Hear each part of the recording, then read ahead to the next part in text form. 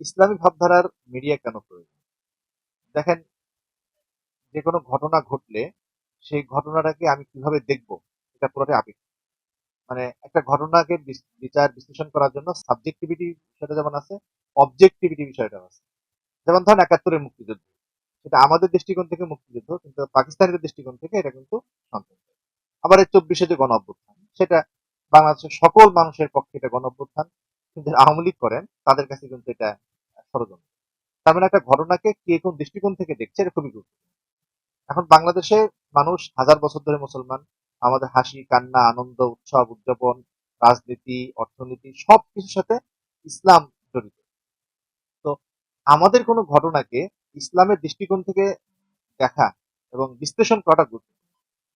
এখন মানুষ একটা জিনিসকে কিভাবে দেখবে, কোন দৃষ্টিকোণ থেকে দেখবে, সেটা তার মতাদর্শের উপর নির্ভর করে। তো বাংলাদেশের ক্ষেত্রে এটা খুবই গুরুত্বপূর্ণ যে বাংলাদেশের মুসলমানদের ঘটনাগুলোকে ইসলামের দৃষ্টিকোণ থেকে যেন দেখা যায়, সেজন্য ইসলামিক ভাবধারার মিডিয়াটা খুব জরুরি। তা না হলে সত্যের অপলাপ হয়।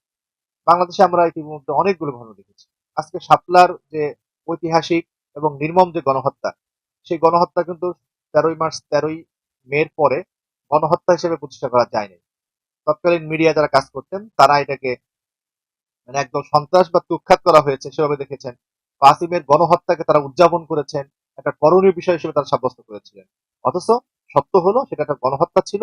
একদল নিরীহ মানুষকে নির্মমভাবে মেরে ফেলা হয়েছে, উচ্ছেদ করে দেওয়া হয়েছে, তাদের কণ্ঠরোধ করা হয়েছে। তো সেখানে যদি শক্তিশালী ইসলামী ভাবধারার মিডিয়া থাকতো বা ছিল, একটু বন্ধ করে দেওয়া হয়েছে। যদি আমরা যদি এক্সিস্ট করতে পারতাম, তাহলে এই সত্যটা উঠে আসতো। আমরা জাতি হিসেবে আমাদের যে অপরাধটা হয়েছে, যে ৫ই মেতে একদল বাচ্চাকে যেভাবে মেরে কেটে হত্যা করা হয়েছে, আমরা আজকে ২০২৪-এ ২৫-এ সেটাকে স্বীকার করছি, কিন্তু ২০১৩-তে আমরা স্বীকার করতে পারিনি। কেন? আমাদের ইসলামী ভাবধারার কোনো মিডিয়া ছিল না।